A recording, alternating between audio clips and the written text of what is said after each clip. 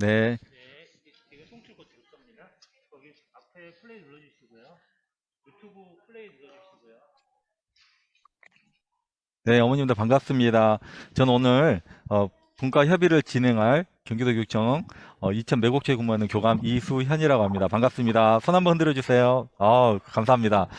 어머님도 오늘 일단은 시작하시기 전에 꼭 비디오 켜주시고요. 아까 말씀드렸던 것처럼 학교명과 성함으로 좀 바꿔주시면 좋겠습니다.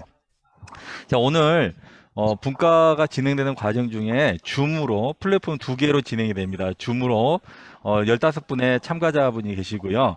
또 웨비나에서 또 15분이 참가를 하시게 됩니다. 자, 웨비나로 참석하시는 분들께서는 의견을 주시게 되면 중간에 퍼퇴되시는 분들께서 저에게 전달이 돼서 같이 협의를 하도록 하겠습니다. 의견을 나누도록 하겠습니다. 자, 오늘 발표하는 방법을 좀 말씀드리겠습니다. 기존에 안내되었던 것처럼 2개의 주제가 있는데요. 하나는 공통 주제가 있고 하나는 분과 협의 주제가 있습니다. 이 2가지 주제를 나눌 텐데요. 나누실 때 여기 손을 들어주시면 이렇게 손을 들어주시면 제가 그분의 지명을 하시면 지명을 받고 말씀을 해주시면 되겠습니다. 자, 그러면 새로 중간에 들어오신 분들이 계셔서 다시 한번 안내를 드리도록 하겠습니다. 이제 들어오신 분들은 이름 바꾸기에서 소속 학교명과 성함으로 좀 바꿔주시기를 바랍니다. 기존 경로로 배송한 되었습니다. 이름 바꾸기. 다음 안내까지 직진합니다. 이름 바꾸기 어디 있을까요? 네. 자, 그러면 아직 안 바뀌신 분도 계시지만 저희가 또 시간 안에 모든 협의를 진행해야 되기 때문에 이제 바로 또 시작하도록 하겠습니다. 우리 아이까지 보이네요. 네, 좋습니다. 네, 오늘 혹시 공통 주제는 이미 받으셔서 잘 알고 계시죠? 늦게 들으신 분이 계셔서 한 번만 더 말씀드릴게요. 발표는 이렇게 손을 들어서 표시를 해주시면 제가 지명을 해서 발표를 하도록 하겠습니다. 자, 혹시 제가 놓치게 되면 채팅방에다가 남겨주시게 되면 또 저 보조 퍼태분이 계시기 때문에 제가 인지를 하고 같이 의견을 나누도록 하겠습니다. 자, 그러면 첫 번째 공통 주제에 대해서 나눠보도록 하겠습니다. 자, 공통 주제의 핵심 키워드는 미래 사회 변화에 대비한 학교 교육입니다. 4차 산업혁명 시대의 도래라든가 저출산이나 학령 인구 감소라든가 기타 여러 가지 사회 불평등 심화 이런 여러 가지 불확실한 미래 사회에 대비해서 우리 학교 교육은 어떻게 변화되어야 할까요? 라는 큰 주제입니다. 너무 주제가 크다 보니 좀 줄여서 가볼까 합니다. 2가지로 좀 줄여볼까 합니다. 어머님들께서 생각하시는 미래 사회의 변화 모습이 어떠한지 그 변화 모습에 따른 우리 학교에서 아이들이 길러내는 인재는 무엇인지 그렇다고 하면 학교는 어떤 수업과 어떤 평가가 이루어지면 좋겠는지 이런 부분들을 한꺼번에 한번 나누도록 하고요. 또 하나의 소주제는 우리 모두 함께하는 포용교육에 대한 얘기로 학습 부진 학생이라든가 다문화 가정 학생, 장애 가진 학생에 대한 교육에 대한 얘기, 어떻게 우리가 그 아이들을 지원하게 될 때 어떻게 교육이 변해야 되는지에서 2가지로 나누어서 25분 동안 진행하도록 하겠습니다. 자, 그럼 먼저 어머님들께 생각하시는 미래 사회 인재상부터 학교 교육의 변화 모습까지 자유롭게 의견을 나눠주시면 좋겠습니다. 자, 먼저 발표해 주실 분 계실까요? 1km, 110km 종전입니다. 우리가 소개를 않고 시작해서 어색하신가요? 그러면 발표를 하실 때 어머님 소개를 가볍게 시작하시면서 시작하도록 하겠습니다. 제가 처음에 한번 지명을 좀 하도록 하겠습니다. 오늘 일찍 제일 먼저 들어오신 우리 용인 현암중 정근영 어머님께서 먼저 의견을 말씀해 주시면 거기서부터 시작을 해보도록 하겠습니다. 줄여서 이야기해야 되는 거죠? 네. 네. 일단은 4차 산업혁명이라는 큰 틀에서 봤을 때 우리 아이들에게 어떤 이런 주입식 교육에 대해서 한 번 더 생각해 보게 되는 것 같아요. 예를 들자면 이렇게 다 만들어진 것을 아이들에게 알려주기보다는 만들기 위한 과정들을 교육과정 안에 좀 넣어서 아이들이 스스로 그것을 만들기 위해서는 어떠한 방법들이 있는지 스스로 찾아볼 수 있는 기회를 좀 제공해주면서 가야 되지 않을까라는 생각을 해봤습니다. 네. 정의 어머니께서 첫 출발이었는데 말씀을 해주셔서 감사합니다. 어머니가 생각하는 미래 사회 모습은 4차 산업혁명, 가장 큰 키워드죠. 거기에 따른 아이들은 준비된, 이미 만들어진 교육보다는 아이들이 뭔가 만들어가면서 새롭게 탐색하는 그런 교육들이 이루어지면 좋겠다라고 말씀을 해주셨습니다. 우리 다음 분 이어서 발표를 해주시면 좋겠습니다. 네, 다 빨리빨리 진행해야지. 네, 그럼요. 시간이 없습니다. 빨리 손들고 네. 빨리 해주시면 좋겠습니다. 네. 네.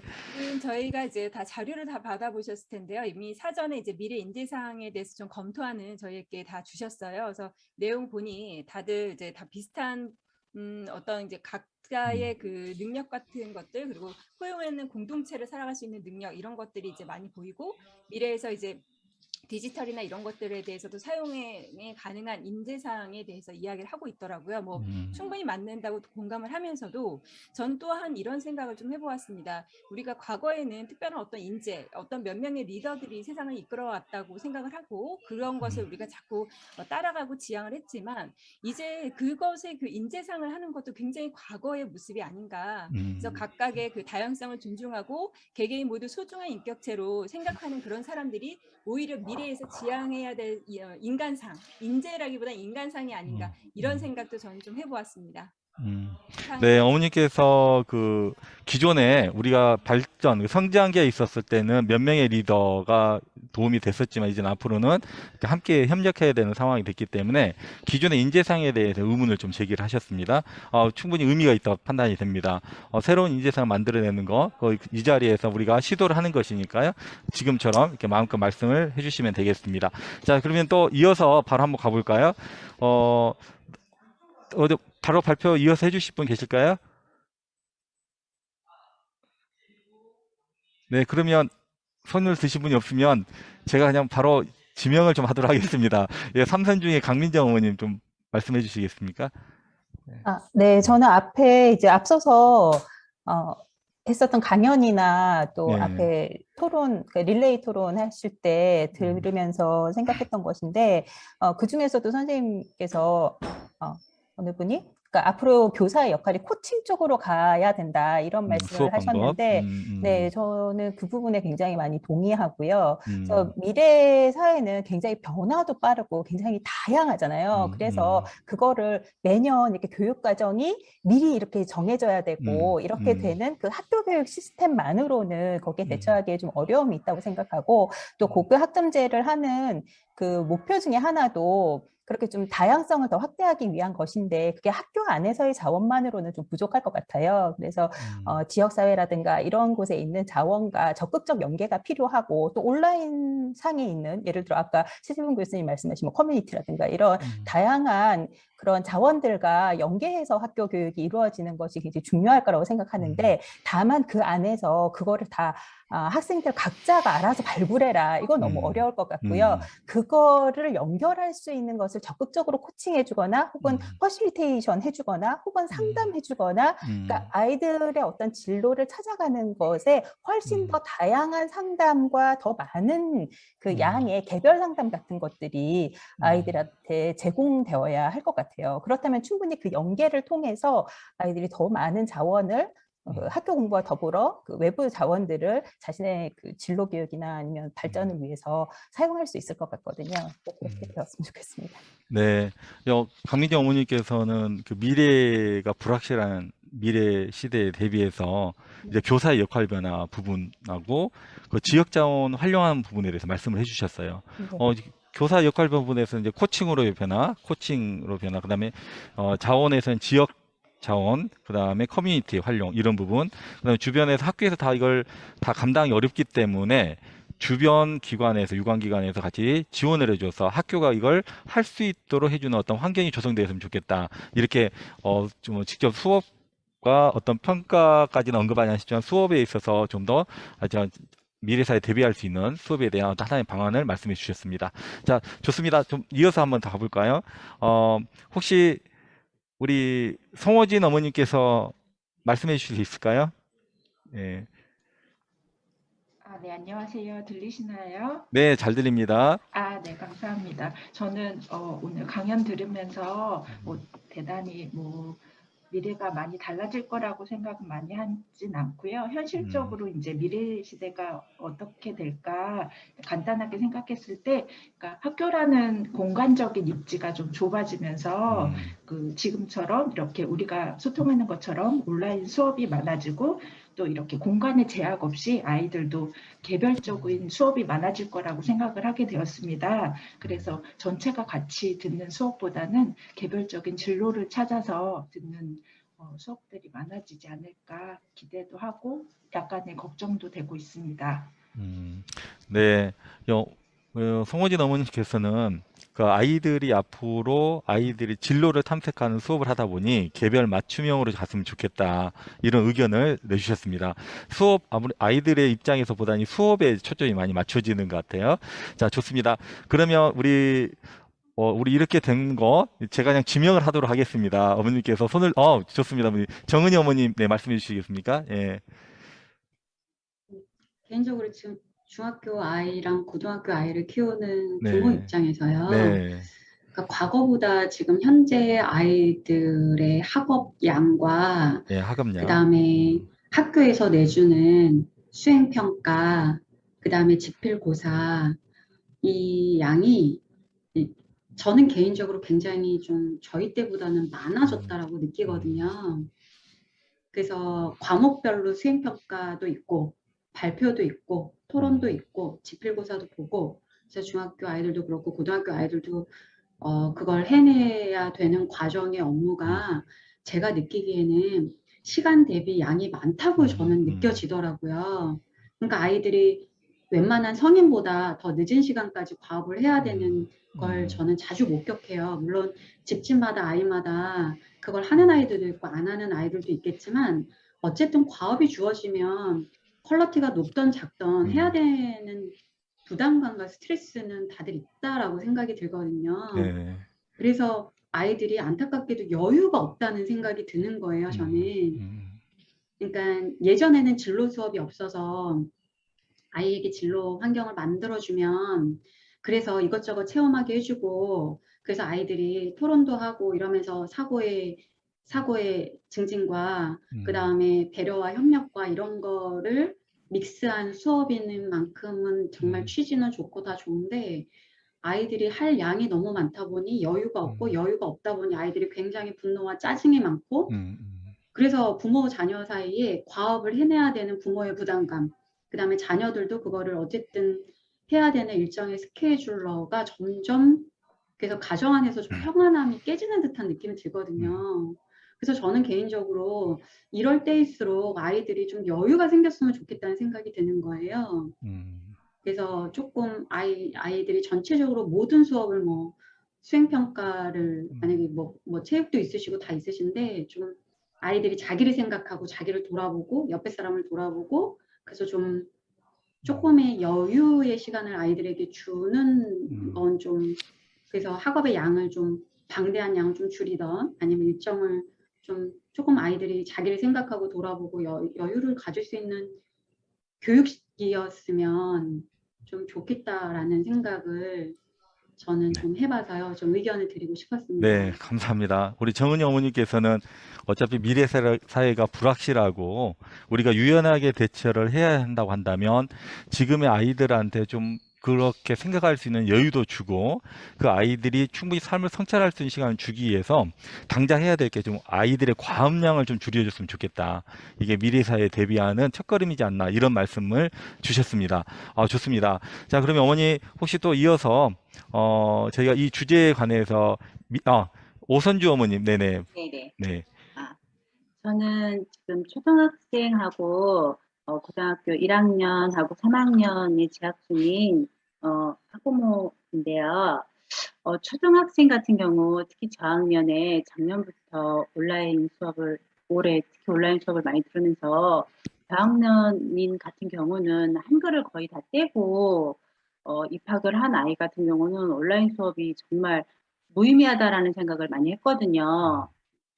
다 아는 기억 니은을 온라인 수업을 하는 거는 무의미하고 학교에서도 그렇고 그래서 초등학교 저학년일 때는 한글 교육은 사교육 없이 학교에서 다 해결을 해야 되는 게 당연한 것 같고요. 유치원 때부터 뭐 영어도 그렇고 한글도 그렇고 다 사교육을 입학 전부터 하니까요. 그리고 또 중학교 같은 경우는 자유학년제 기간이 옛날엔 1학기에서 1학년으로 이제 늘었는데 그 시간이 아이들이 요즘에는 진짜 진로를 탐색하고 그런 시간이 아니라 시험을 안 보는 그런 걸로 아이들이 많이 인식을 하는 것 같아요. 그래서 사실 그때 많이 자기의 진로를 좀 선택하기는 물론 어린 나이지만 많이 체험하고 박람회 같은 것도 좀 경험을 하고 했으면 좋겠는데 그럴 수 있도록 예산을 좀 투입을 해줬으면 좋겠고 그런 걸 좀 많이 경험할 수 있는 시간이 됐으면 좋겠는데 사실 현실적으로 그러지 아이들이 좀 자유로운 시간으로 1년을 보내는 것 같아요. 그러다가 고등학교 1학년 때 아까 김진아 학생의 의견에 정말 많이 공감이 갔거든요. 고교 학점제, 그다음에 과목을 선택을 해야 되는데 고등학교 1학년 때는 이제 과목 선택을 많이 하거든요. 근데 과목 선택을 하는데 고등학교 1학년 때 너무 힘들어해요. 네, 학교에서 별다른 설명을 하지도 않고 거의 뭐 알아서 부모님이랑 상담을 해서 선택을 하라고 하는데 그 과목 선택할 때도 어려움이 있고 진로 선택할 때도 그렇고 그걸 좀 중학교 2학년 때 너무 시간을 헛되이 보내지 않나. 네, 그리고서 고등학교에 이제 진학을 하면 또 대입을 위한 또 공부만 하기 또 바쁘고 좀 조금 시스템적으로 오히려 더 심플하게 생각해서 초중고를 다시 한번 더 지금 개정이라고 하지만 오히려 더 심플하게 좀 뒤돌아봤으면 하는 게 제 생각이에요. 네. 우리 아이들이 이번에 이제 원격을 하고 하면서 굉장히 이제 어려웠던 부분들이 많이 있었지요. 진짜 그 부분은 어머님들께서 옆에서 직접 보셨고, 거기에 대한 어떤 문제점도 보시고, 앞으로 이제 변화된 사회에서 원격의 장점도 보이긴 했지만, 아직은 조금 불안한 마음도 있고, 충분히 이해가 됩니다. 그런 상황에서도 미래 사회에 대비해서 또 우리가 원하는 인재들을 또 양성하기 위해서는 좀 유연하게 또 원격이라는 부분도 도구도 활용할 수 있는 상황이긴 하는데 혹시 그 어머님께서는 그러면 이번에 이제 원격에 대한 좀 부정적인 말씀을 좀 하시긴 하셨지만 혹시 원격 수업이 주는 장점은 혹시 있을까요? 앞으로 이제 지금 우리 위드 코로나라든가 여러 가지의 어떤 상황이 좋지 않는 부분도 있는데 이런 상황에서 또 미래의 어떤 변화 부분에 맞게 원격에 좀 강점이 있다고 한다면 혹시 어머니 어떤 부분이 좀 강점이라고 생각하시는지 하나만 말씀을 해주실 수 있을까요? 아직은 단점이 더 아직 단점이 많이 보이시나요? 네. 개선해야 될 점이 너무 많았던 것 같아요. 어머니 말씀을 듣다 보니까 우리 미래 사회는 그 무엇보다도 아이들의 그 자기 주도적인 학습 능력 이 부분에 대해서도 선생님들의 코칭 역량과 아까 어머님이 말씀하셨던 코칭 역량과 학생들에게는 자기 중 학습 능력 이런 부분들이 상당히 중요한 화두로 대두가 될 것 같습니다. 네, 감사합니다, 맞아요. 어머니. 네. 좋습니다, 어머니. 한 분만 더 들어보고 다음 소주제로 손 드신 분이 계셨는데 제가 놓쳤나 봅니다. 네네. 네. 도승숙 어머님. 네네. 말씀해 주세요. 예, 안녕하세요. 저 지금 차 안이어가지고, 좀 괜찮습니다. 네. 부탁드리고요. 네. 미래 학교의 모습은 사실상 이번에 코로나로 인해서 네. 학교가 오히려 더 중요하다라고 느껴지는 계기들이 사실은 있거든요. 아이들이 따로따로 진짜 집에서 온라인을 하다 보니까 사회성이나 뭐 아이들 공감력 이런 것들이 정말 저하된다는 느낌을 받았어요. 그래가지고 학교는 오히려 아이들이 이제 앞으로 얼만큼 빨리 변할지 모르겠지만 그 변화를 감당할 수 있는 그릇을 만들어주는 곳이 되어야 될 거라는 생각이 들었습니다. 그래서 그러니까 지식적인 부분보다 오히려는 진짜 체력이나 아니면 예술적 감성이라든가 다른 사람과의 공감이라든가 정말 휴머니티가 강조되는 교육이 되어야 될 것 같고 이와 연계해서 중학교 때는 지식적인 부분 하지만 음, 지금의 지식을 학교에서 공부한다고 해서 사실상 우리 음, 미래 사회에서 필요한 교육을 다 학교에서 담을 수는 없잖아요. 음, 그렇기 때문에 스스로 찾아갈 수 있는 능력을 키워주는 것이 사실은 더 중점이 돼야 된다고 생각이 듭니다. 그래서 저희 아이도 지금 중학교에 이제 다니고 있는데요. 아이들이 정말 과제가 많더라고요. 그래서 그 과제를 줄이는 방법, 그러니까 앞으로는 이제 훨씬 더 많은 지식이나 기술이 필요한데 과연 이게 점점 더 많은 지식과 기술을 학교에서 가르칠 수가 있을까라는 생각이 들었어요. 그리고 아이들도 그걸 감당할 수 있을까?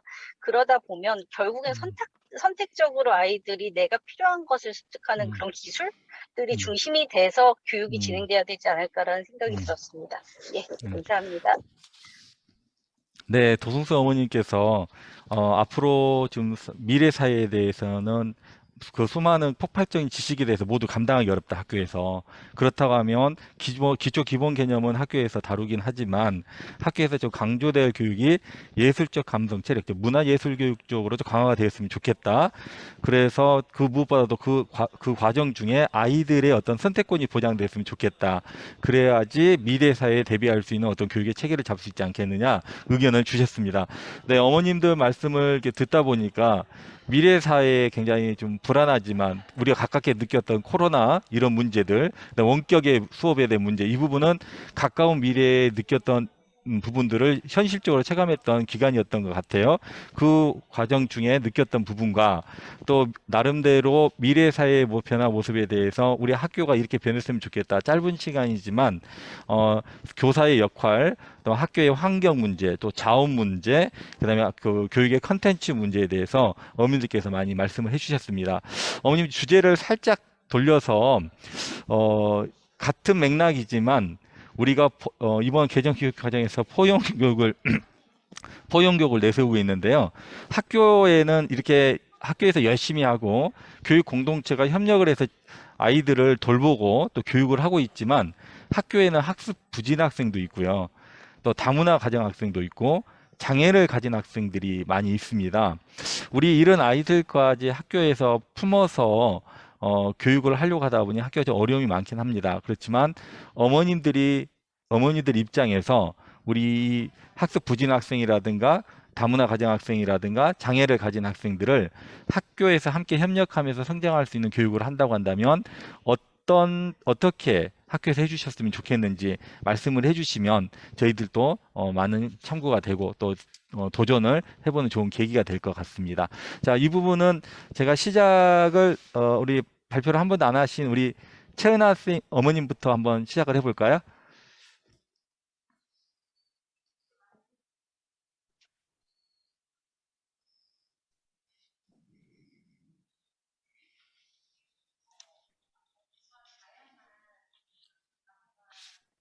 네, 어머니 발표 준비가 되셨나요? 여보세요? 네네, 좋습니다. 네네. 네. 지금 안 들리셨던 것 같아요. 네네. 말씀해 주시면 되겠습니다. 네. 아니, 갑작스럽게 질문을 하셔가지고 아직 예, 정리는 죄송합니다. 안 예. 되는데요. 네. 뭐 학습 뭐 좀 부진한 친구들이나 장애 친구들은 아무래도 좀 많은 관심이 필요하긴 하는데 마지막에 장애 친구들 얘기했던 게 좀 떠올라요. 네. 아무래도 뭐 장애 친구들은 일반 비장애 아이들이랑 같이 아무래도 어울리는 수업이 가장 좀 많이 필요할 것 같아요. 네. 그러니까 우선 교육으로서요. 우선 네. 비장애 아이들한테 뭐 장애인식 교육을 지금 뭐 학교에서도 충분히 하고는 있지만 보통 뭐 1년에 뭐 장애인의 날 이렇게 한두 번씩만 하는 것 같아요. 그래서 아무래도 교육을 자주 들으면 저희에게도 많이 이제 인식이 많이 좋아지니까 우선 장애인식 같은 교육을 많이 좀 활성화시켜서 비장애들과 아이들이 같이 좀 어울릴 수 있는 그런 수업을 좀 많이 좀 연결해 주셨으면 좋을 것 같아요. 네. 삶 속에서 소외되는 학생, 우리 세 부류의 어떤 친구들을 이렇게 말하기 뭐하지만 소외되는 어떤 층에 있는 우리 친구들을 좀 더 평상시에 많이 교육과정 속에 녹아내서 삶 속에서 아이들한테 인식을 좀 개선해서 꾸준히 갔으면 좋겠다라는 말씀을 해주셨습니다. 자, 어머님 어려운 문제죠. 정말 어려운 문제입니다. 우리 어려운 아이 친구들을 어떻게 학교에서 품어야 될지. 학교에 교사 한 명이 25명 아이들 보통 25, 30명을 품으면서 장애 학생, 소외된 학생들을 같이 품기 쉽게 어려운 부분도 있습니다. 혹시 이런 학교 안을 지원해 줄 수 있는 외부의 어떤 자원들과 곁들여서 말씀을 해 주실 수 있을까요? 혹시? 네. 우리 박은주 어머님. 네. 네, 제가 다 발언 시간이 좀 짧기 때문에 저도 그냥 통합적으로 말씀을 네네네. 전체적으로 하려고 합니다. 네. 1번 아까 이제 인재상에 대해서 말씀드렸고요. 지금 사실은 2, 3, 4가 같이 통합되는 내용이 아닌가 싶은데 네. 앞으로 그러니까 사실 원격 수업에 이번에 이제 코로나에서도 잠깐 좀 말씀드리면 좀 미비점은 많았지만 오히려 지식이나 다양한 채널을 우리가 시간에 구애받지 않고 장소에 구애받지 않으려면 온라인도 적절하게 활용하면 고교 학점자라든가 미래 교육에서 굉장히 많은 교육들을 아이들이 또 취득하는 데 도움이 될 것이라는 것은 이제 예상해 볼 수 있고요. 아직 초창기이기 때문에 좀 부족한 부분은 많았다라고 보여지고 그래서 오히려 학교라는 공간에서 아이들이 교육을 받아야 될 부분은 지식적인 건 사실 온라인이나 이런 것도 가능한데요. 공간에서 오히려 인성교육이라던가 차이를 차별하지 않는 그 성평등 교육이라던가 민주시민 교육, 그래서 공동체 교육, 협력하는 교육, 타인과 경쟁하지 않는 그 협력하는 교육, 개개인의 성장을 평가하고 절대평가를 하는 이러한 방식으로 우리가 미래 교육이 바뀌어야 그래야지만 지금 마지막 4번 문제, 다시 말해서 나보다 좀 부족한 것 같고 이런 친구들이 우리 팀에 있어서 우리 조에 있어서 방해가 되는 그런 친구로 보는 것이 아니라 타인과 그런 더 도와줘야 되고 함께 해야 되고 이 문제를 해결하려면 어떤 것을 우리가 고민해야 될까라는 이런 솔루션을 아이들이 고민해 보는 그런 장이 학교여야 한다라고 생각이 듭니다. 오히려 지식은 개별적으로 흥미를 이끌어줄 수 있는 기초 지식을 우리가 탐구할 수 있는 학교에서 제공을 하면 이후에 아까 뭐 강연에서도 들었지만 무한한 엄청난 그런 지식들은 우리가 유튜브 그 온라인을 통해서 정말 그 공간과 시공간을 넘어서 우리가 취득할 수가 있거든요. 그래서 그런 부분들은 조금 뭐 온라인에 좀 맡기더라도 학교라는 공간에서는 좀 이렇게 같이 하는 이런 것들을 한다라면 더 좋지 않을까. 그래서 학교에서도 잘하는 아이들 위주가 아닌 더 도움이 필요한 친구들에게 지도를 해주신 전문 선생님들, 그리고 학교 밖에서도 그런 기관들이 마을에서도 계속 있어서 방과 후에도 관리가 될 수 있도록, 그리고 무상교육, 무상대학까지도 이렇게 꿈꿔봅니다. 이런 환경이 조성돼야 되지 않을까 생각합니다. 네. 어머니께서는 크게는 우리 아이들이 소외받지 않으려고 한다면 이 외에도 모든 사람도 소외받지 않으려면 무상교육에 대학 교육까지 무상교육에 대해서 말씀을 해주셨고요. 우리 아이들에 대한 그 장애를 가졌던 어떤 소외되는 요소가 있다 할지라도 그게 차별이 아니라 또 차별받는 것이 아니라 그냥 남녀 차이처럼 하나의 차이라고 인식할 수 있는 이런 교육들이 교육과정 속에 녹아 있었으면 좋겠다. 그리고 그 과정 중에 그런 차이가 있는 아이들한테는 맞춤형으로 아이의 성장을 좀 관리를 해줬으면 좋겠고, 부족하다면 외부에서 전문적인 인력이 투입이 됐으면 좋겠다. 이렇게 정리를 하면 되겠죠, 어머니? 네, 너무 이렇게 좋은 말씀을 해주셔서, 네. 괜찮고요. 마을 네. 밖에서까지도 그 네, 외부에서도 마을까지. 그렇지만 네. 마을 밖에서도 그럴 수 있는 기관들이 마을마다, 동네마다 네. 편하게 있었으면 좋겠습니다. 네. 이제 어머니 말씀을 들으면서 갑자기 궁금한 점이 하나 떠올랐는데요. 학교 밖에서 어머님들이 바라보실 때 우리 학교가 우리 이게 지금 저희들은 말로는 이 소외받는 친구들을 어느 정도나 품고 있다고 좀 생각을 하시는지 좀 솔직하게 얘기를 해주셨으면 좋겠습니다. 지금 현재로는 사실 거의 많이 잘 못 품고 있다라고 생각이 들고요. 같이 네. 어우러져서 살아야 되는데 사실 아직까지도 우리는 배제하고 네. 따로 네. 분리하는 교육을 하고 있고, 네, 네. 학교에서도 그렇게 장애의 어떤 등급 정도를 나눠서 이 정도는 일반 학교에 할 수 있고 이 정도는 다른 학교 학교에 가야 해, 이렇게 기준이 있고, 사실 그 자녀들은 선택을 해도 굉장히 어렵거든요. 왜냐하면 네, 네. 내가 이 학교에 들어갈 수 있는지 없는지 사실 모르고, 그것을 교육청에서 이렇게 이 학교에 허가를 해줄지를 모르는 상태입니다. 그래서 부모님들은 굉장히 선택할 때 내가 일반 학교에 이 아이를 보낼 수 있을까? 그렇지 않을까를 고민하시는 분을 제가 본 적이 있거든요. 그래서 지금은 아직까지도 과거에 그 80년대, 90년대처럼 분리를 해서 아직 뭐 지금은 이제 조금 나아지고는 있지만 그래도 아직도 좀 분리되어 있는 경우가 많지 않은가. 다른 아이들한테 피해를 주는 아이의 어떤 인식에 아직은 많이 머물러 있는 것이 사실인 것 같습니다. 네, 실질적인 통합교육에 대해서 말씀을 해주셨습니다. 네, 상대적으로 저희 같은 네, 경우는 그 지금 말씀하신 거에 대해서 저희 학교 상황에 대해서 얘기를 하면 사실 장애 네, 학급이 있고 거기에 네, 대한 지원 교사가 2인이 있고 그다음에 뭐 지역적 특성에 따라 다문화 아이들도 이제 같이 좀 들어와 있고 그리고 뭐 이제 당연히 이제 학습 좀 이렇게 느린 학습 압자들의 아이들이 충분히 있어요. 근데 사실 이제 장애 학급의 운영 같은 경우는 이제 교차해서 운영을 하거든요. 이제 그 특수학급 수업이 필요한 시간, 그다음에 아닌 시간에 일반 그와 수업을 하는데 제가 이제 당사자는 아니다 보니까 잘 몰랐었는데 얼마 전부터 이제 그 수업을 특수학급 수업을 같이 이제 계속 성장해왔던 엄마하고 좀 친하게 되고 자세히 들어봤더니 솔직히 말해서 저는 되게 잘 돼 있었어요. 굉장히 놀라울 정도로. 심지어 그리고 코로나 상황에서는 그 아이들 이제 특수교육이 필요한 아이들에 대한 케어가 가정 내에서 안 됐을 때 저희 같은 경우는 학교 내에서 그걸 다 그 이제 일상 등교를 하게 했어요. 그래가지고 그 아이들을 사실 이제 케어를 하는 이런 상황에 놓여 있었는데 이것은 어떻게 보면은 이제 일반적이라기보다는 특수할 수 있는 경우였지만 여기에 이제 플러스 됐던 거는 그 지원청 그다음에 이제 본청 서울시청 차원에서 지원이 온다는 거죠. 그러니까 특수학급을 운영할 수 있는 교사 지원, 거기에 대한 보조교사 지원 이런 것들이 다 있었습니다. 그래가지고 사실은 우리 학교의 사례를 제가 이제 근래에 접했기 때문에 말씀을 드리는데 지원과 관심이 있으면 이거 충분히 우리 학교 공교육 내에서 품을 수 있고 가능한 수준에 있다. 근데 이제 그런 것들이 어떤 방식으로 관심을 가지고 운영되고 있느냐는 좀 다른 문제고요. 네, 그리고 이런 말씀해 주셨던 그런 아이들의 이제 특수교육의 필요 문제, 이제 아이들이 항상 학교 내에서는 층위가 있기 때문에 당연히 있죠. 모든 학교에.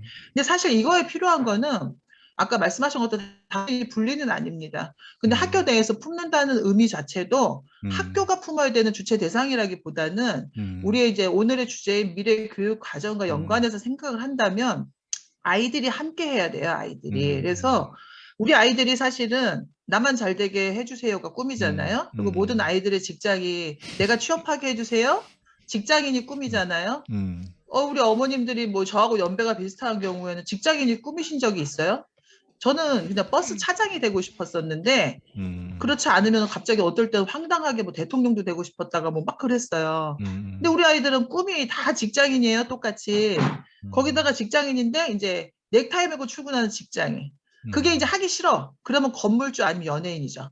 1, 2, 3등이에요. 우리 아이들 그 꿈. 그러니까 왜 이렇게 아이들의 생각이 이렇게 됐냐. 이제 이거를 우리 질문을 좀 해야 된다고 생각을 하는데 지금 여기 우리 그 토론방에 나왔던 주제와 연관한다면 협업을 할 줄 몰라요. 아이들이 협업을 할 줄 모르고 다른 아이들과 모둠 수업을 이제 요즘에 프로젝트 수업을 좀 진행을 하잖아요. 진행을 하다 보면 그게 힘든 거예요, 너무. 너무 많이 배려를 해야 되고 같이 평가받게 된다라는 압박감 때문에 쟤 못해요. 쟤 나가라 그래요. 쟤 하기 싫어요. 부터 이제 난리가 나는 거죠. 아시죠? 이제 초등우리 분들은. 그래가지고 사실은 이제는 진짜 강력하게 이 협업, 커뮤니티 수업 이런 것들이 학교 내로 강력하게 도입돼야 된다. 그렇지 않으면 아이들이 나와서 사회에 나와서도 할 줄을 모르게 된다는 거예요. 그래서 제가 생각하기에는 아까 이제 특수교육에 필요한 아이들 뿐만이 아니라 사실은 학교 내에서 이런 협업 교육, 공동체와 나라는 교육이 가장 중요하게 들어오지 않는다면 진짜 아이들은 앞으로 정말 힘들다. 그리고 아이들이 커뮤니케이션이 안 된다는 의미로 왜 특징적인 게 책 많이 읽고 교과과정 학습 많이 했고 지식습도 많이 했어요. 근데 아이들의 실질적인 문맹률 75%가 나왔어요. 까만 글자를 읽고 이해를 못해요. 그래갖고 요즘 애들 이제 고등교육 과정에서 그 얘기 많이 나오겠는데 국어 시험이 제일 어렵죠. 이젠 영수 아니에요. 국어 때문에 다 망쳤다 소리 나오거든요. 읽을 줄을 몰라요. 읽었는데 이해를 못해요. 그건 소통도 할 수 없다는 얘기입니다. 그래서 저는 학교 내 교육과정 중에 아주 강력하게 커뮤니티와 협업 수업, 모둠 수업이랑 프로젝트 수업 들어와야 된다. 이거를 하나의 정형으로 넣어야 된다는 생각을 좀 강력하게 하고 있습니다. 네. 특수교육 아이들을 이 안에 포함시켜야 된다. 네. 어머니 말씀을 듣다 보니까 각각 어떤 차이가 있는 친구들이 굉장히 공존하고 있는데, 한 학교에는 각자가 각자에 맞는 삶을 살아낼 수 있는 어떤 뭐랄까 교육이라든가 어떤 안내가 있었고 지원이 있었으면 좋겠다는 생각이 많이 듭니다. 그 과정 중에 당장 우리가 할 수 있는 것은 수업의 변화를 말씀을 해주셨습니다. 두 번째 주제하고 무관하지가 않은 것 같아요. 우리 두 번째 큰 주제, 그 학교구별 주제 중에 저희가 기초능력의 바탕으로 둔 학생의 성장과 발달 부분이 있거든요. 지금 대화를 하다 보니 자연스럽게 그 부분으로 넘어갔는데요. 우리 일단 이거 한번 제가 질문을 드려볼 테니까 어머님들의 그 솔직한 심정을 좀 말씀해 주셨습니다. 우리 초등학교, 중학교 학생들의 자녀분들 행복도는 어떠하신가요, 지금? 네, 말씀을 네, 어머니, 강민정 어머니, 네. 네, 사실 저희 집 애들은 거의 놀아요. 그래서 되게 행복해요. 일찍 집도 놀아서 놀고. 행복하다? 네, 네, 그런데 네. 이제 주변 친구들을 보면 초등학생임에도 불구하고 뭐 네. 8시까지 학원을 다닌다던가 네, 네. 이런 친구들이 되게 많아서 그런 친구들을 굉장히 스트레스 네. 지수도 높고 그렇다고 느끼거든요. 그래서 네. 요즘 아이들이 진짜 놀 시간이 이제 학원 때문에 놀 네. 시간이 너무 없다. 그런 네. 생각을 많이 하고 또 중학생 이렇게 되면 뭐 벌써 중학생부터도 입시에 막 뛰어든 그런 친구들은 뭐 사실 법적으로는 안 되지만 새벽 2시까지 학원 다니는 친구들도 있고 네, 뭐 그런 친구들을 보면 네, 행복도가 별로 안 높은 것 같아요. 네. 어머니 말씀 중에 아이들이 행복을 느낄 때는 놀 때인 것 같습니다. 놀 때. 놀아야 될 때, 그때 놀아야 되는데, 그때 고등학교 학생들이 해야 될 모습들을 하고 있기 때문에 좀 행복하지 않는다. 예, 말씀. 혹시 한 분만 더 듣도록 하겠습니다. 자녀분의 얘기라 좀 민감한가요? 저는 중학교, 초등학교가 있는데 중학교 네. 아이는 주로 자요.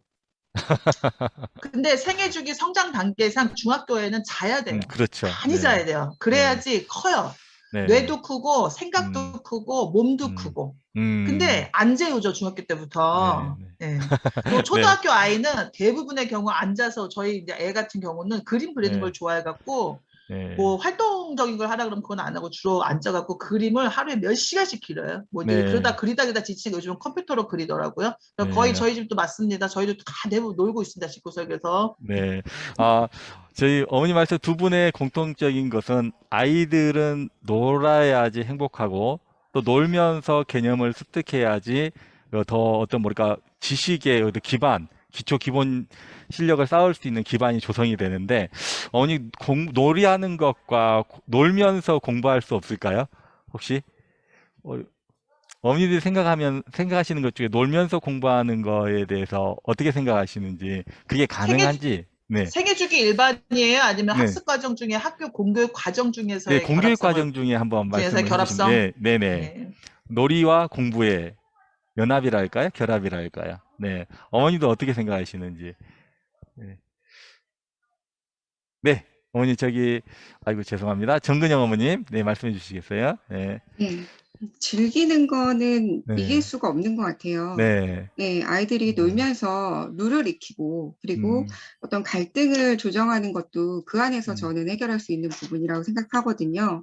네. 아까 그 강연하셨던 교수님이 오징어 게임 얘기하셨듯이 네. 그 예만 보더라도 즐기는 사람은 이길 수 없잖아요. 네. 네. 네, 그래서 저는 중학생 아이이기 때문에 자유학기제랑 좀 빗대어서 생각을 하면 네네. 저희가 자유학기제를 통해서 다양한 경험들을 쌓기 위해서 그 제도를 마련해 놨는데 네. 사실은 코로나 때문에 너무 무용지물이었고 그리고 아이들이 다양한 체험을 하기 위해서 사실은 체험 당사자인 아이들의 이야기가 주가 돼서 어떤 것들을 하고 싶은지에 대한 니즈 파악을 해야 하는데 사실은 그렇지 않고 굉장히 획일화된 제도로 학교 안에 들어가 있어요. 그러다 보니 일괄적인 내용으로 아이들이 신청을 하고 그리고 선생님들도 지속적으로 작년에 했었던 제도, 작년에 오셨던 분들 다시 초빙하셔서 그냥 그 방법적인 것들로만 계속 접근을 하다 보니까 아이들은 아이들대로 충분한 경험을 하지 못하고 또 아까 저희 소외계층도 얘기했지만 다양한 경험이나 학습에 대한 것들을 만족하지 못하니까 2학년 올라가게 되면 당연히 학교 공부가 재미없게 되는 거죠. 1년을 껑충 뛰어넘어서 6학년 때 배웠던 것보다 더 높은 레벨의 수업들이 해야 되는 부분들이기 때문에 아이들이 학습에 더 집중하지 못하는 것 같아요. 그래서 이런 부분들을 좀 체계적으로 아이들의 니즈 파악을 하고, 그리고 또 어떤 지역적인 차별이 없이, 사실은 지역적인 약간의 차별들도 있거든요. 아이들이 원하는 선생님이 꼭 왔으면 좋겠는데 그런 선생님을 초빙하지 못해서 대체한다거나, 그래서 그런 부분들도 지역별 어떤 차별 없이 지속적인 관리, 지원 등이 좀 있으면 아이들에게 즐기는 학습, 즐기는 교육과정을 체험할 수 있게 하지 않을까라는 생각을 해봤습니다. 네. 어머니 말씀 잘 들었습니다. 놀이하고 공부, 놀이가 가지고 있는 특징 중에 하나가 제한된 규칙들이 있지만 선택할 수 있다는 굉장히 큰 특징이 하나 있거든요. 그럼 공부 중에 선택할 수 있도록 무엇인가 열어준다고 한다면 아이들한테 그 놀이와 공부가 연계되는 어떤 지점들을 찾을 수가 있을 것 같아요. 어머님 말씀 중에 아이들이 자유학기제나 자유학년제에서 제한된 선택 때문에 아이들이 좀 뭐랄까 실망하고 거기서 힘들어하는 모습, 또 잘 선택된 부분에 있어서는 또 이렇게 기뻐하는 모습, 이런 두 분의 모습을 또 말씀을 해주셨는데 아마 우리가 풀어낼 과제 중에 또 하나가 아닌가 생각을 해봅니다. 그러면 지금 자연스럽게 초등학교에서 놀이 이야기, 공부와 이야기를 시작했는데 자유학년제까지 얘기가 나오게 됐는데요. 혹시 이어서 우리 중학교 어머님들이 계시는 것 같은데 어머님들이 느끼시는 이 자유학년제의 뭐랄까요, 장점과 단점이랄까요? 혹시 느껴지시는 솔직한 어떤 느낌에 대해서 자녀를 통해서 보셨던 장점과 단점을 먼저 얘기를 해주시면 거기서 한번 우리가 개선 방안을 한번 도출을 해보도록 하지요. 혹시 중학교 자녀분 주신 분들 중에 말씀을 해주시면 좋겠습니다. 자유학기제 일단 컨텐츠가 너무 부족해요. 컨텐츠가 부족하자. 개설되는 컨텐츠만. 자유학기제를 통해서 아이들이 가거나 방문하거나 체험하거나 할 수 있는 그 컨텐츠 자체가 아주 지금은 그래도 이제 조금씩 그것이 이제 성장하고 있는 단계이긴 하지만 굉장히 낮은 수준에 있고, 그러니까 나는 그 메이크업이나 미용에 관심이 있어요. 여러분 지역 미장원 가보라 그러는 거예요. 내가 아니 참네. 참 뭐 이거 뭐라고 해야 될지 모르겠지만 아무튼 그러니까 아직까지 제가 보기엔 자유학기 도입 자체가 가졌던 장점은 충분히 있었다. 그러니까 전환학기제 아이들 생각할 시간, 경험해보고 평가에 매이지 않을 수 있는 시간을 준 측면에서는 굉장히 좋은 제도라고 생각했는데, 그게 이제 도입의 시점에 있어서 준비되지 않은 형태로 하다 보니까 뭐 지역의 뭐 마을 결합형 와락이라든가 뭐 직업 체험이라든가 아니면은 직접 그 직업이 운영되고 있는 곳의 인터뷰라든가 뭐 이런 형태로 몹시 제한돼 있는 거예요. 그러면 이걸 나는 어떻게 해결할까? 요즘에 이제 그런 생각을 되게 많이 해봤더니 지역의 교육기관, 대학기관이 다 있잖아요. 대학기관에 지금 학생 없다고 난리치지 말고 대학과 강력히 좀 연계할 수 있는 방식들 찾아야 된다고 생각해요. 대학은 전문 교육기관이고 전문가들이 존재하고 있고 그것을 지원할 수 있는 대학생 언니 오빠들의 보조 인력까지 존재하는 그 안에서 프로그램을 구성해낼 수 있다면 사실은 지역 학교와 지역 대학과 연계해가지고 뭐든지 할 수 있어요. 실험실도 다 있고 과도 있고 전공도 있고 그 캠퍼스 좋은 데 있고, 그럼 이거는 되게 자연스럽게 아이들의 이후에 그 전환학기제를 체험하면서 이후에 자기 진로에 대해서 대학 진학이라던가 아니면 과에 대한 어떤 전공에 대한 문제라든 거를 자연스럽게 같이 고민할 수 있는 기회가 되는데, 대학은 대학끼리 문 닫아 걸고 학교는 학교끼리 대안이 없으니까 억지로 시수만 채우느라고 그냥 동네 미장원 슈퍼 보내고 아니면 이제 직업 체험 센터 하나 있으면 거기에 다 몰려가고 그것도 막 갈 때 막 미어 터져가지고 막 그냥 줄 서고 가야 되고, 이렇게 하지 말고 있는 컨텐츠 활용할 수 있는 방식으로 제발 이제 그 행정의 시야를 좀 넓히자. 그 갇혀 있지 말자. 그리고 네. 대학과 연계해야 된다. 네. 어머니 말씀대로 아이들이 제한된 선택을 할 수밖에 없는 상황에서 이걸 해결할 수 있는 방법은 지역 자원을 충분히 활용을 하자. 지역 자원을 각각의 요즘 잘 형성되는 지역 자원을 잘 활용을 하자. 예, 좋습니다, 어머니. 그러면 어머니 말씀을 지금까지 하셨던 어머니 말씀을 듣다 보니까 혹시 그 자유학년제라든가 그 학교 급이 전환될 때, 그 다음에 또 우리 아이들의 이제 어떤 기존의 놀이 중심으로 이렇게 공부를 연기시키다 보니 체험이 강화되다 보니까 우려하시는 것 중에 하나가 오늘 기초적인 능력 부분에 대해서 또 떨어지지 않을까 그런 우려하는 지점들도 있거든요. 어머님들은 어떻게 생각하시나요? 그 부분에 대해서? 기초 능력이 어떤 기초학습 능력에 대해서 말씀하시는 어머니 건가요? 잠깐만 발언이 한쪽으로 집중되는 것 같아서 이번에 제가 박은주 어머니께 좀 발언권을 드리도록 하겠습니다. 네네. 죄송합니다. 저도 발언을 많이 한 것 같아서 조금 네. 있으려고 했는데 발언들 좀 안 하시는 것 같아서 저도 그냥 간단하게 좀 정리를 해보겠습니다. 저 1, 2, 3번 그냥 통합해서 좀 정리를 좀 하자면요. 그 초등학교 같은 경우는 사실은 상대적으로 입시에 대한 부담이 좀 없기 때문에 그래도 학교 교육이 많이 놀이나 이런 좀 편안한 체험으로 많이 바뀐 것 같습니다. 그리고 선생님들의 스타일도 굉장히 많이 바뀌셨습니다. 분명히 제가 체감하고 있고요. 저도 이제 사실 예전부터 이제 좀 사교육에서 또 수학 강사로 좀 활동하고 지금까지도 중고등학교 아이들을 좀 지도하고 있어서 제가 자유학기제에서도 조금 제가 말씀드릴 수 있을 것 같은데요. 우선 그래서 초등학교 같은 경우는 부터도 그렇고 전체 교육 과정이 좀 더 쉽다라면 우리가 여유 있게 그것을 즐기고 탐독할 수 있는 시간이 있다라면 놀이로 충분히 그 교육이 가능하죠. 그래서 많이 선생님들께서도 그런 성공 사례들이 있어서 특별하게 뭐 세종의 무슨 학교들 이렇게 나오면서 언론 인터뷰도 많이 나오고 그랬던 사례들, 특히 고등학교에서도 그런 것이 가능했던 사례들이 많이 있던 것도 사실입니다. 그렇지만 솔직하게 말해서 중학교, 고등학교, 중학교만 가도 입시에서 벗어날 수가 없죠. 또 되도록표 같은 결론이지만 대입제도 지금 대학 서열화가 그대로 유지되는 한 결국 이 취지를 잘 살릴 수가 없고 이것 때문에 사실 그 자유학기제도 그 저희 자료에서 17페이지에 보시면 다 나와 있지만 사실은 뭐 자유학기제에 대해서 학부모만 되게 불만이 있고 선생님이랑 학생들은 긍정평가인 것처럼 나와 있지만 그 내용을 보시면 그 사실은 같은 맥락이거든요. 사교육을 조장할 수 있어서 학부모는 만족하지 못했고 학생과 교사들은 그나마 과도한 시험에서 부담을 좀 줄어들었기 때문에 만족하는 거였지 진짜 본질의 그 자유학기제가 잘 실천되고 있어서 만족하지는 않았었습니다. 그래서 그런 데이터 분석을 좀 하실 필요가 있을 것 같고요.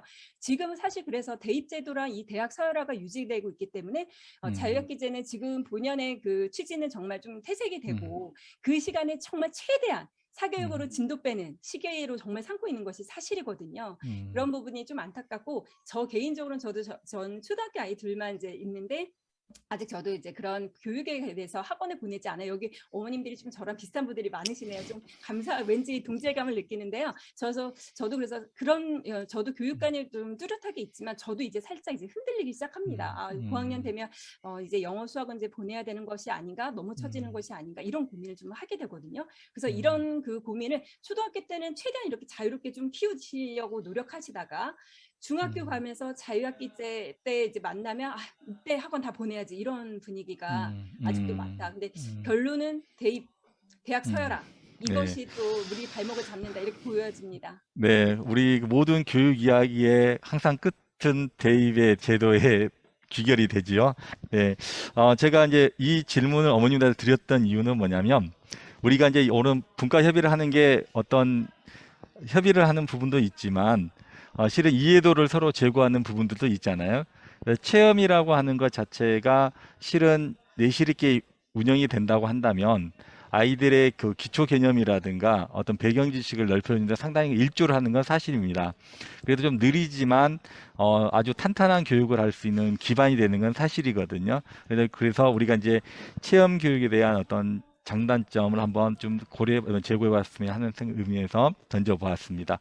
어머님들 오늘 그 짧은 시간이었지만 굉장히 크고 무거운 주제들을 좀 엮어서 와봤거든요. 혹시 두 개의 주제를 공통 주제와 학교급별 주제를 처음에 받으시고 고민하시고 오늘 이 자리에 오셔서 이렇게 발표를 하시면서 느끼셨던 부분들을 간단하게 한 분씩 돌아가시면서 시간이 허락하는 전제하에 우리 돌아가시면서 한 번씩 1분 정도만 말씀을 해주시면 말씀 듣고 마무리하도록 하겠습니다. 먼저 첫 분을 제가 지명하도록 하겠습니다. 제게 보이는 순서대로 할게요. 그냥 우리 권혜연 어머님, 예, 서울 체중 권혜 어머님께서 예, 마지막 발언 1분씩 해주시면 되겠습니다. 네. 네, 사실 저는 대학 진학과는 좀 다르게 자기 목표가 있는 큰아이를 기르고 있는데, 이렇게 오늘 경험하면서 드는 생각은 체중에서는 공부하지 않는 아이들도 많지만 열심히 운동하지 않는 아이들은 없거든요. 근데 어떻게 보면 초등학교 때 운동을 할 수 있는 좋은 기능을 가진 아이들을 운동선수 하면 굶어. 야, 운동선수보다 공부가 차라리 성공이 쉬워. 이렇게 생각하는 우리들의 가치부터가 좀 문제이지 않나 하는 생각이 들고요. 저도 아이를 체중에 입학시켰을 때 5학년 때 선수 생활을 하기로 결정했을 때 최대 고민은 얘가 대학을 안 가도 괜찮을까? 나는 공부를 많이 했는데 이게 저의 가장 큰 현실적인 고민 중에 하나였었어요. 근데 지금 지나와 보면 뭐 평생학습 시대이고 이렇게 시대도 변화하고 있는 부분에서는 큰 문제가 없고 아이가 자기가 좋아하는 일을 한다는 부분에서는 좀 잘 가고 있구나라는 생각을 하지만 어떻게 보면 진로나 이런 오늘 이제 이 미래 교육에 관련된 이 강연을 들으면서도 이렇게 뭔가 정해진 방향이 없는 세상이라면 우리가 왜 두려워하고 뭐가 더 좋고 뭐가 더 안 좋은가 부모가 판단할까 하는 생각을 많이 들었고 저는 아이들이 학교에서 행복한 것도 좋지만 열심히 노력하고 그걸 통해 뭔가 얻어낼 수 있는 사람이라는 걸 자기에게 확신을 갖는 거 이런 경험이 좀 있었으면 좋겠다는 생각을 하면서 들었습니다. 네, 다음 고맙습니다. 발표를 네, 하겠습니다. 네, 성호진 어머님, 네, 말씀해 주시겠습니까? 예, 짧게 1분. 네. 네네네. 네. 뭐 우선 먼저 이제 코로나 때문에 다들 가정에서고 뭐 학교에서고 다들 노력을 하고 계시는데 국가적으로는 좀 어떻게 준비하고 계시나 그게 궁금한 사항도 있어서 참여를 하게 된 네. 점도 있었고요. 또 이제 오늘 강의랑 교육을 받다 보니까 그 여러분들이 노력하시는 것을 알 수 있었고 또 무엇보다도 우리 아이들이 가장 행복한 생활을 할 수 있도록 많이 노력해야겠다고 생각하게 되었습니다. 네, 감사합니다. 고맙습니다, 어머니. 네, 이제 오선주 어머님, 네. 네, 현실은 뭐 너무 학부모님들이나 학교에서도 사교육의 의지를 많이 하는 것 같아요. 그러다 네. 보니 힘든 건 학생들이랑 우리 자녀들인 것 같아요. 네. 그래서 공교육에서 좀 모든 준비가 해결됐으면 아이들도 너무 덜 지치지 않을까 하는 게 제 생각입니다. 네, 고맙습니다. 네. 네, 최은하 어머님, 네. 네. 이렇게 여러 가지 의견도 듣고요. 2022년 교육과정에 대해서 선생님들 의견도 듣고 학부모님들 의견도 들으니까 어쨌든 공교육에서 아이들을 위해서 많이 애써주시는 것 같다는 걸 새삼 또 느꼈고요. 또한 또 집에서 또 학부모님들의 어떤 생각으로 학부모님들이 아이들을 또 어떻게 또 학업을 위해서 이끌어주냐 그것도 또 중요하다고 느꼈습니다. 네. 네, 어머니, 네, 감사합니다. 우리 이게 또 화면이 바뀌어가지고 순서를 제가 놓쳤습니다. 섞여가지고요. 네, 좀 보이는 대로 하겠습니다. 강민영 어머님, 네네. 네, 저도 약간 생뚱맞은 얘기일 수도 있는데, 저는 학부모 입장에서요, 주변의 학부모님들이 이렇게 교육에 올인하는 이유 중에 하나가 우리 아이 고생 안 하고 살았으면이라고 생각하거든요. 그런데 저는 그 인식이 좀 바뀌었으면 좋겠어요. 모든 사람은 다 고생하고 살지 않나요? 고생하고 살기로 마음 먹으면 지금 이렇게 안달복달 볶을 필요 없고, 또 내가 볶았다고 해서 그 애가 결코 앞으로 고생 안 하고 살리라고 장담할 수 없는데 왜 미리서부터 아이들한테 너 공부 안 하면 고생한다고 미리 막 주입식 공포를 넣으면서 이렇게 하는지. 저는 저희 아이들한테 사람 사는 건 다 고생하는 거야 이렇게 이야기하거든요. 그래서 좀 학부모들 좀 인식이 바뀌었으면 좋겠다 이런 생각도 합니다. 네, 오늘 이 자리가 어머님들과 또 저희 선생님들 또 교육계 있는 사람들 모든 생각을 좀 바꿔보자는 의미에서도 자리니까요. 이렇게 대화를 나누면서 의견 나눠주는 건 참 좋은 것 같습니다. 네, 정은희 어머님, 네네. 네, 저도 다른 어머님들과 같이 이런 기회로 좀 더 알게 되고 또 참여하게 돼서 기쁜 마음이고요. 일단 플러스 아이들이 학교 가면 좌절감보단 지금 아까 권혜연 어머니처럼 성취감과 즐거움을 많이 느끼는 사회가 되기를 바랍니다. 그래서 그런 사회가 되도록 또 교육 관계자님들께서 많은 노력 부탁드립니다. 감사합니다. 네, 감사합니다. 네, 정근영 어머님, 네. 미래 교육의 어떤 방향을 제시하기 위해서 이런 다양한 구성원들의 이야기를 듣는 자리는 되게 의미 있는 것 같고요. 학교 현장에서의 더 다양한 의견들을 데이터화해서 이런 것들이 정말 미래 교육을 위해서 실현되었으면 좋겠다라는 생각을 합니다. 단순히 여기서 묻히지 않고 실현되기를 바라고, 그리고 하나 더 말씀드리면 너무 뻔한 교육 과정들이 있다라고 어머님들도 생각하시고 아이들도 생각하는데 이제는 좀 퍼니하게 바뀌어서 아이들이 정말 즐겁게 학교에서 생활할 수 있는 것들이 미래 교육에 꼭 필요한 것 같습니다. 네, 어머니 감사합니다. 박은주 어머님. 네.